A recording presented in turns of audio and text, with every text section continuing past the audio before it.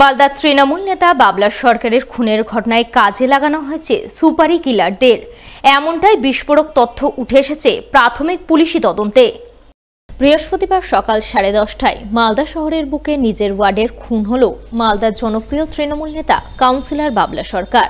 দুষ্কৃতীরা তাকে ধাওয়া করে একাধিক গুলি করে খুন করে। এই ঘটনার তদন্তে নেমে বৃহস্পতিবার বিকালে প্রথমে 2 দুষ্কৃতীকে এবং রাতের দিকে আরও এক দুষ্কৃতীকে অর্থাৎ মোট 3 জন দুষ্কৃতীকে গ্রেপ্তার করে পুলিশ। পুলিশ সূত্রে জানা যায়, ধৃত 3 জনের মধ্যে একজন ইংরেজবাজারের বাসিন্দা হলেও বাকি 2 জন বিহারের বাসিন্দা। তারা সুপারি কিলার হিসাবে কাজ করেছে। কারো কাছে টাকা নিয়ে তৃণমূল নেতা বাবলা সরকারকে গুলি করে খুন করেছে, এমনটাই আভাস মিলছে মালদার ইংরেজবাজার পৌরসভার চেয়ারম্যান কৃষ্ণেন্দু চৌধুরী থেকে শুরু করে মালদা জেলা তৃণমূলের সভাপতি আব্দুল রহিম বক্সির কথাতেও। তারা দুইজনেই দাবি করেন এই খুনের ঘটনায় একটা বড় ষড়যন্ত্র আছে। সেই ষড়যন্ত্র কে বা কারা করেছে তা পুলিশ খুঁজে বের করতে তদন্ত করছে। এটা একটা পয়সা দিয়ে করা হয়েছে, খুন করা হয়েছে। বিহারে কোনো গ্যাংকে হয়তো টাকা দিয়েছে, শুনেছি 10 লক্ষ টাকার লেনদেন হয়েছে। এটাই। কতজনকে ধরেছে? 5 জনকে ধরেছে, 6 জন ছিল, একজন পালিয়ে আছে। লোকালি 2 জনকে ধরেছে, চলছে এনকোয়ারি। কেন খুন হতে পারে এরকম? এটা পুলিশ দেখছে। পুলিশ কারণ মাননীয় মুখ্যমন্ত্রী নিজে দেখছেন, তিনি নির্দেশ দিয়েছেন, সেই মুখে কাজ। আমি মনে করি যে তিনি রাজনৈতিক নেতা ছিলেন। রাজনৈতিক অভিসন্ধ মাথায় রেখেও কেউ হয়তো তাকে খুন করতে পারে, অন্য কোনো কারণও হতে পারে। সেটা তদন্ত হলে আসলটা বেরিয়ে আসবে। আমরা চাইছি আসলটা বেরিয়ে আসুক এবং তাকে দৃষ্টান্তমূলক শাস্তির ব্যবস্থা হোক। এখন তিনি খুন হয়েছেন, কিন্তু নর্মাল মার্ডার হননি।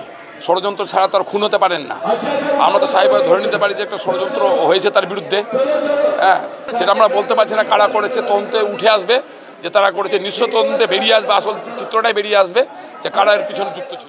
প্রতিদিনের মতো শুক্রবারও পৌরসভায় এলেন সকলের প্রিয় বাবলাদা, কিন্তু পৌরসভায় এলেও গেলেন না পৌরসভার নিজের ঘরে।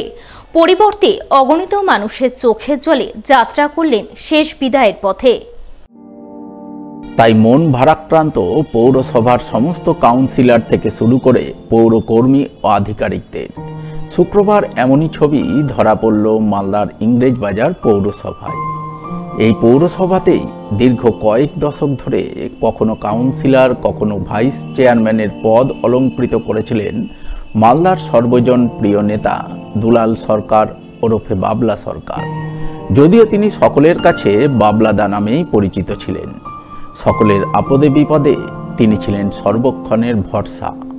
সদাহাস্য এই মানুষটি ইংরেজবাজার পৌরসভার 6 বারের কাউন্সিলর ছিলেন, একাধিকবারের ভাইস চেয়ারম্যানও। এছাড়াও পৌরসভার একাধিক দায়িত্ব সামলেছেন বিভিন্ন সময়। তাই পৌরসভার কাউন্সিলর মহল থেকে শুরু করে পৌরসভার কর্মী আধিকারিক মহলে বাবলা সরকার ছিলেন একটা অতি পরিচিত নাম। সর্বজন প্রিয় এই মানুষটি বৃহস্পতিবার দুষ্কৃতীদের গুলিতে নিহত হন। এরপর শুক্রবার শোক মিছিল সহকারে তার নিথর দেহ যাত্রা করে শেষ বিদায়ের পথে। বিদায়কালে বাবলা সরকারের নিথর দেহ নিয়ে যাওয়া হয় ইংরেজবাজার পৌরসভায়। যে সময় পৌরসভায় তার নিথর দেহ পৌঁছায়, অন্যান্য দিন সেই সময়েই বাবলা সরকার পৌরসভায় যেতেন পৌর নাগরিকদের নানান কাজকর্ম নিয়ে। অন্যান্য দিন পৌরসভায় পা রেখেই তরতরিয়ে উঠে যেতেন দোতলায় নিজের কাজের ঘরে, কিন্তু আজ আর গেলেন না। পৌরসভার নিচ থেকেই তার নিথর দেহ যাত্রা করল শেষ বিদায়ের পথে। তার জন্য বরাদ্দ ঘর, ঘরের চেয়ার টেবিল সমস্ত কিছুই রয়ে গেল ফাঁকা, যা দেখে কান্নায় ভেঙে পড়লেন পৌরকর্মীদের অনেকেই। তারা চোখের জলে ভারাক্রান্ত হৃদয়ে স্মৃতিচারণ করলেন প্রিয় বাবলাদার। বাবলাদা এখানে যখনই আসতো হাসি মুখে সবারই সাথে কথা বলতো, এমনকি ডেকে ডেকে কিরে কেমন আছিস, ভালো আছিস, পুজোর সময় সবাইকে বোনাস হিসাবে নিজে পার্সোনালভাবে দিত। ছোট ছোট চাহিদাগুলো বাবলাদা অনেক মিটিয়ে দিত। খুব ভালো লোক ছিলেন। এইভাবে চলে যাবে আমরা কি বলবো, আর বলার ভাষাই নেই। চা খাওয়া ছেড়ে দিয়েছিল, তারপরে সব ঘর ঘুরে ঘুরে দেখতো। মানে আমাদের ধরে নেন যে আমাদেরও আত্মাটা মানে দাদার সাথেই মনে বেরিয়ে যাচ্ছে। এত কী বলবো, ভাষাই প্রকাশ করা যাবে না যে বাবলাদা এমনভাবে চলে গেল।